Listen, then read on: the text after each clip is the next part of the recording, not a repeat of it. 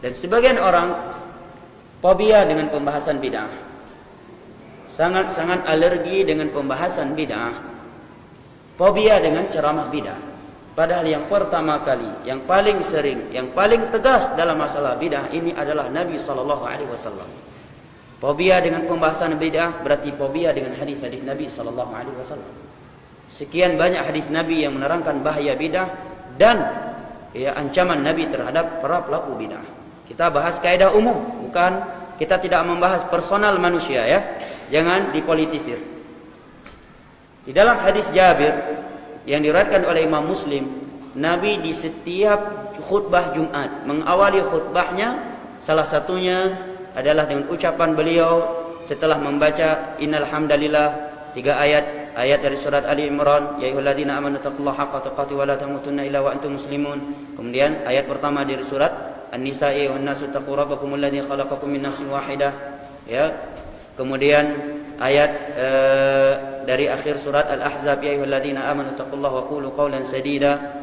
Ya, sampai ayat berikutnya. Setelah itu Nabi menyatakan amma ba'd fa inna asdaqal hadits kalamullah wa khairal hadi hadi Muhammadin sallallahu alaihi wasallam wa syarrul umuri muhdatsatuha fa inna kulla muhdatsatin bid'ah wa kulla bid'atin dhalalah wa kulla dhalalatin finnar. Ketahuilah, sebaik-baik ucapan adalah firman Allah, sebaik-baik petunjuk adalah petunjuk Muhammad sallallahu alaihi wasallam, dan sejelek-jelek perkara adalah perkara baru yang diada-adakan dalam urusan agama. Dan itulah bid'ah, dan setiap bid'ah adalah sesat, dan setiap kesesatan tempatnya neraka. Ingat, kita bahas kaidah umum, kita tidak membahas personal manusia. Ini setiap khutbah Jumat Nabi sampaikan. Apakah kita akan fobia dengan pembahasan bid'ah? Yang itu merupakan pembahasannya Nabi kita sallallahu alaihi wasallam. Hadis yang lain adalah hadis yang diriwayatkan oleh Imam Ahmad, Imam Tirmizi, Al-Imam Ibnu Majah dan Al-Imam Abu Daud dari sahabat Irbad bin Sariyah radhiyallahu anhu. Nabi sallallahu alaihi wasallam setelah menyampaikan mau'izah yang membuat para sahabat menangis, hati-hati mereka bergetar. Maka para sahabat berkata, "Ya Rasulullah, ka'annaha mau'izatu muwaddi'." Wahai Rasulullah, sepertinya nasihat ini nasihat orang yang ingin berpisah. Fa'ausina, kalau demikian tinggalkan wasiat untuk kami wahai Rasulullah. Maka Nabi pun bersabda, usikum bitaqwallah wa sam'i wa ta'ah wa in ta'ammara alaikum 'abdun habashi. Aku wasiatkan kalian agar senantiasa takut bertakwa kepada Allah, agar senantiasa taat mendengar kepada pemimpin penguasa kalian sekalipun dia seorang budak Ethiopia.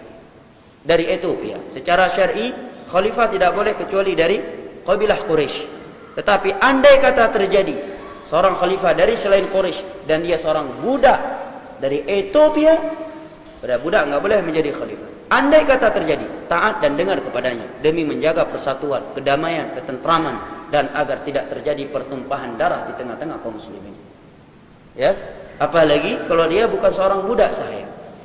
Kemudian setelah itu Nabi menyatakan, fa innahu man ya'ish minkum ba'di fasayara ikhtilafan katsira. Karena barang siapa yang hidup panjang setelahku, maka dia akan melihat perpecahan yang cukup panjang dari umat ini. Fa alaikum bisunnati, maka hendaknya kalian, ini wasiat Nabi ketika kita melihat umat Islam telah berpecah belah. Fa alaikum bisunnati, hendaknya kalian berpegang teguh dengan sunnahku.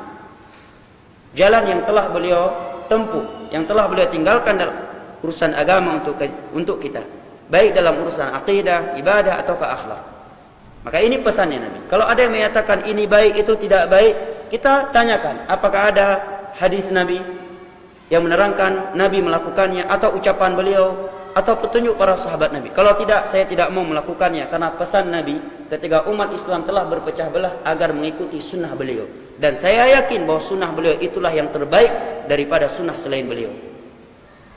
Ini wasiatnya Nabi, bukan bentuk kekakuan dalam beragama. Baik, Anda menyatakan ini baik ibadah ini, tujuan kita memuliakan Nabi. Baik, Nabi melakukannya enggak? Nabi menyuruh kita tidak? Menganjurkan tidak? Para sahabat melakukannya tidak? Kalau tidak, saya ingat pesan Nabi, kalau umat Islam berpecah belah, agar saya berpegang teguh dengan sunnah beliau. Nah, jelas bagi kita sunnah beliau tidak ada acara ini. Silakan Anda melakukannya kalau saya ingat pesan Nabi ini. Kemudian Nabi berpesan wa sunnatil khulafa'ir rasyidin al-mahdiyyin 'addu 'alaiha bin nawajid. Dan hendaknya kalian berpegang teguh dengan sunnah khulafa'ir rasyidin.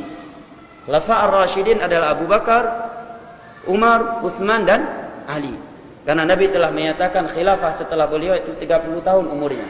Maka para ulama menghitung dari mulai Abu Bakar 2 tahun, Umar, Utsman, Ali, ya itu semuanya 30 tahun. Sehingga tidak benar kalau ada yang menyatakan bahwa yang dimaksud dengan khulafa ar-rasyidun itu tidak pasti Abu Bakar, Umar, Utsman dan Ali, tetapi itu prediksi ulama. Ini kekeliruan yang amat fatal. Jelas ya? Ini membuka ruang buat kaum Syiah untuk menyatakan bahwa yang paling berhak menjadi khalifah adalah Ahlul Bait. Jelas ya? Maka Nabi menyatakan berpegang teguhlah kalian dengan sunnahku dan sunnah khulafa ar-rasyidun. Kenapa Nabi khususkan sunnah khulafa ar-rasyidun? Karena mereka adalah orang yang paling tegar, yang paling istiqamah, ya, yang paling kokoh di dalam memegang sunnahnya Nabi sallallahu alaihi wasallam. Kata para ulama, bukan berarti mereka punya sunnah sendiri yang menyelisih sunnahnya Nabi sallallahu alaihi wasallam. Setelah itu Nabi menyatakan wa iyyakum wa muhdatsatil umur. Dan hati-hatilah kalian terhadap perkara-perkara baru dalam urusan agama yang tidak ada di masa beliau. Fa inna kulla muhdatsatin bid'ah, karena setiap perkara baru yang diada-adakan dalam urusan agama itulah yang namanya bid'ah. Dan setiap bid'ah adalah sesat dan setiap kesesatan tempatnya dalam neraka. Setelah ini apakah kita masih fobia dengan pembahasan bid'ah? Nabi yang berbicara tentang bid'ah. Andai kata Nabi tidak berbicara tentang bid'ah, tidak boleh kita berbicara tentang bid'ah. Andai kata Nabi tidak menerangkan bahayanya bid'ah, maka kita tidak boleh menerangkannya. Tetapi karena Nabi yang menjelaskannya, maka kewajiban kita adalah menyampaikan hadis beliau. Adapun hukum manusia itu antara mereka dengan Allah. Syurga milik Allah, neraka milik Allah. Dan kita tetap tidak boleh menganggap diri yang paling sempurna dan sudah pasti masuk syurga dan selamat neraka. Enggak, ini masalah lain. Ini masalah hukum agama, kita terangkan sebagaimana yang datang dari Allah dan Rasulnya dengan pemahaman para sahabat Nabi.